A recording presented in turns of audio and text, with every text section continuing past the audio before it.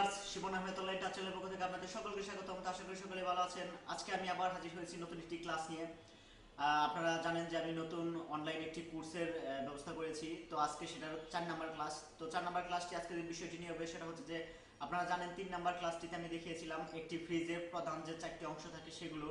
তো আজকে আমি 4 নাম্বার ক্লাসে আপনাদেরকে দেখাবো সেই 4টি অংশের কার কি কাজ, অর্থাৎ 4টি যে অংশগুলো রয়েছে কে কি কাজ করে সেগুলো আজকে আপনাদের সঙ্গে আমি দেখাবো প্র্যাকটিক্যালি। সরাসরি আমরা সেই আমাদের রেফ্রিজারেটর মডেলটির কাছে চলে যাব। তো চলুন আমরা সেখানে গিয়েই দেখি কার কি কাজ সেগুলো আমি বলি। আর হ্যাঁ, একটি কথা এখানে, আজকের যে ভিডিও সেটি হচ্ছে যে আপনারা দেখবেন এবং কি আমার কথাগুলো মনোযোগ দিয়ে একটু বোঝার চেষ্টা করবেন। আসলে আমি যা বলবো এগুলো যদি আপনি না শুনেন ঠিক মতো তাহলে কিন্তু বুঝতে পারবেন না যে কোন অংশটা কি কাজ করে। তো চলুন সরাসরি আমরা ফ্রিজের কাছে চলে যাই। ডিয়ার ভিউয়ার্স, আপনারা এখানে লক্ষ্য করতে পাচ্ছেন যে আমাদের সেই মডেলটি, যে ফ্রিজের মডেলটি আমি ওপেন টাইপের একটি মডেল বানিয়েছি। তো সেই মডেলটি আমি এখন আপনারা ক্যামেরাতে দেখতে পাচ্ছেন। তো এটার আমরা আস্তে আস্তে প্রথমে নিচে চলে যাই। এটার যে প্রধান অংশ আমি দেখিয়েছিলাম কম্প্রেসর, অর্থাৎ এটার হেড। তো সেটা এখানে আপনারা লক্ষ্য করতে পাচ্ছেন, এটা হচ্ছে সেই কম্প্রেসর। তো এই কম্প্রেসর আসলে একটি ফ্রিজে, প্রত্যেকটি ফ্রিজেই এরকম একটি কম্প্রেসর আছে, আপনারা জানেন। এই কম্প্রেসরের কাজটা আসলে কি, এটা যেহেতু একটা ফ্রিজের প্রধান অংশ, এটাই যেহেতু একটি ফ্রিজের প্রাণ, সেক্ষেত্রে এর কাজটা কি সেটা সম্পর্কে তো অবশ্যই আমাদের জানা প্রয়োজন।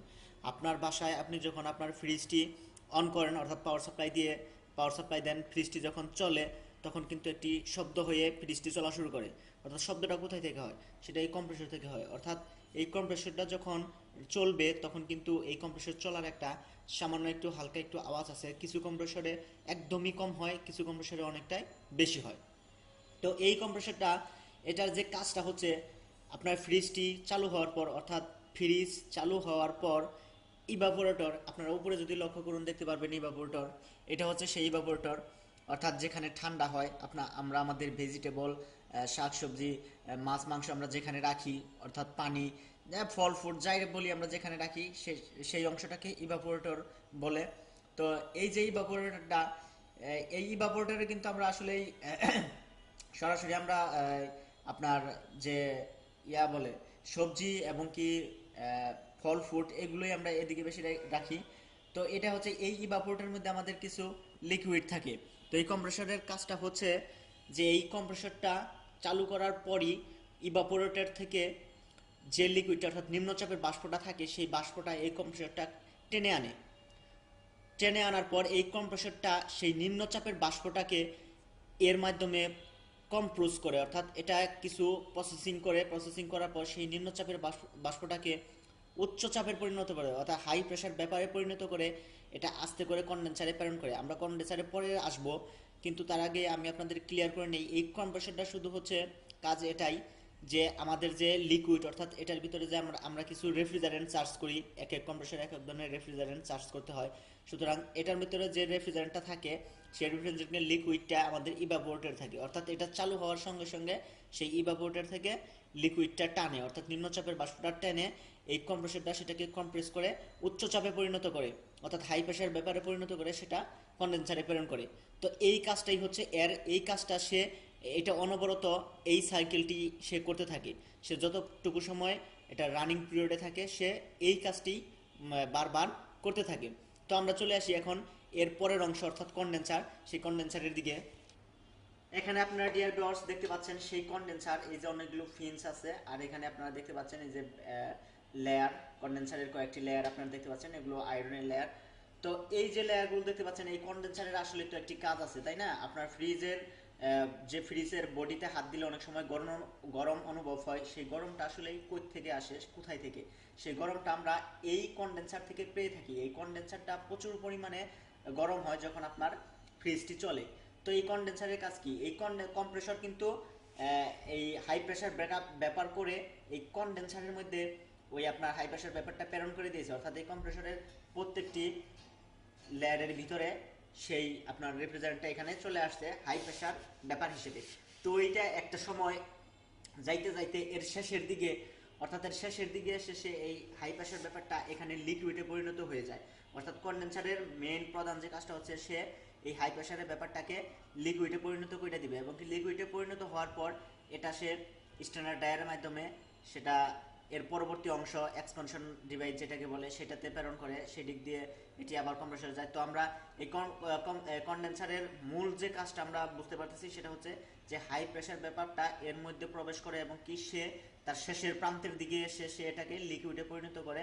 এরপর সেটা সে স্ট্যান্ডার্ড ডায়ারের মাধ্যমে এক্সপানশন ডিভাইস হয়ে সেটা ইভাপোরেটরে প্রেরণ করে। তো আমরা এর পরবর্তী অংশ এক্সপানশন ডিভাইস, আমরা সেই এক্সপানশন ডিভাইসটা আমরা একটু দেখে নেই। ডিয়ার ভিউয়ার্স, এখানে আপনারা দেখতে পাচ্ছেন সেই এক্সপেনশন ডিভাইস, অর্থাৎ অনেকে এটাকে ক্যাপিলারি টিউবও বলে থাকে। এই এক্সপেনশন ডিভাইসের অবশ্যই একটা কাজ আছে, তাই না? কনডেন্সারে যেমন কাজ ছিল, এই এক্সপেনশন ডিভাইসের কাজটা হচ্ছে যে এটা তরলের প্রবাহটাকে এটা নিয়ন্ত্রণ করে। অর্থাৎ একটা এক্সপেনশন ডিভাইসের কাজটা এইরকমই, সেটা হচ্ছে সে তরলের যে প্রবাহটা আছে সেটাকে সে নিয়ন্ত্রণ করে।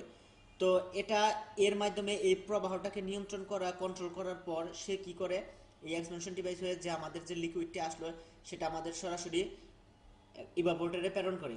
তো এই যে ইভাপোরেটরটা উপরে আপনারা উপরে যে আপনারা ইভাপোরেটরটা লক্ষ্য করতে পাচ্ছেন, এখন এই ইভাপোরেটরের অবশ্যই একটা কাজ রয়েছে। তো এটা যেমন দেখলেন এক্সপেনশন ডিভাইস হয়ে এখানে আপনার ইভাপোরেটরের মধ্যে যে লিকুইডটা এখানে আসলো, সেই লিকুইডটা এখানে এই ইভাপোরেটরে আসার পর ইভাপোরেটরের কাজটা আসলে এখানে এই লিকুইডটা দ্রুত বাষ্পীভূত হয়। এখানে লিকুইডটা ইভাপোরেটরের কাজটা হচ্ছে লিকুইডটাকে দ্রুত বাষ্পীভূত করে এবং কি সে আশপাশ থেকে প্রচুর পরিমাণে তাপ শোষণ করে নেয়। এবং কি এই যে তাপ শোষণ করা এবং বর্জন করার যে এখানে সাইকেলটা ঘটতেছে সেটা সম্পূর্ণই এই ইভাপোরেটরেই করতেছে এবং কি ইভাপোরেটরের মাধ্যমেই হচ্ছে।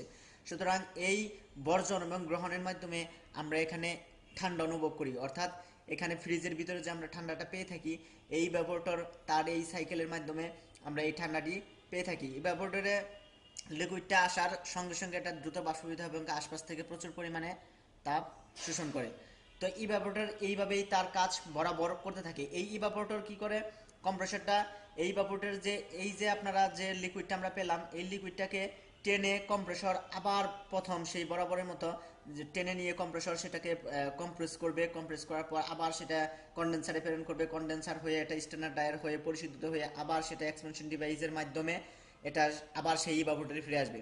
অর্থাৎ এই যে সাইকেলটা একটা চক্রাকারে কাজ করতেছে, এইভাবেই আমরা আসলে এই ফ্রিজের ঠান্ডাটা পাই।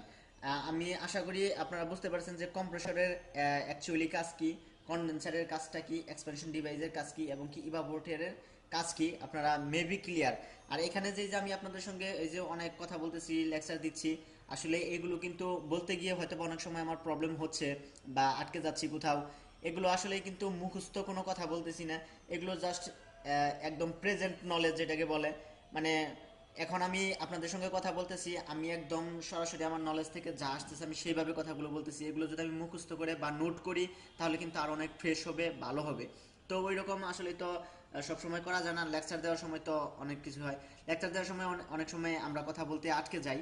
তো আশা করি আপনারা বুঝতে পারছেন যে ক্লিয়ার, যে এই যে একটি ফ্রিজের প্রধান যে 4টি অংশ থাকে, সেই 4টি অংশের কোনটার কাজ কি। এছাড়াও ফ্রিজে আরো কিছু অংশ থাকে, সেগুলোর আমি বিস্তারিত পরে আলোচনা করব। কিন্তু এই 4টা যে অপশন, এই 4টা অপশন দিয়েই আমরা আসলে আমাদের সেই কাঙ্ক্ষিত ঠান্ডাটা আমরা পেয়ে থাকি।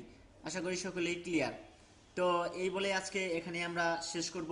আপনারা আমার নেক্সট ক্লাসের জন্য অপেক্ষা করবেন। আর এখানে যদি আরও কোনো বুঝতে প্রবলেম হয়ে থাকে তাহলে অবশ্যই আমাকে কমেন্টে জানাবেন, আমি চেষ্টা করবো আপনাদের সেই সমস্যাগুলো সমাধান করে দেওয়ার জন্য।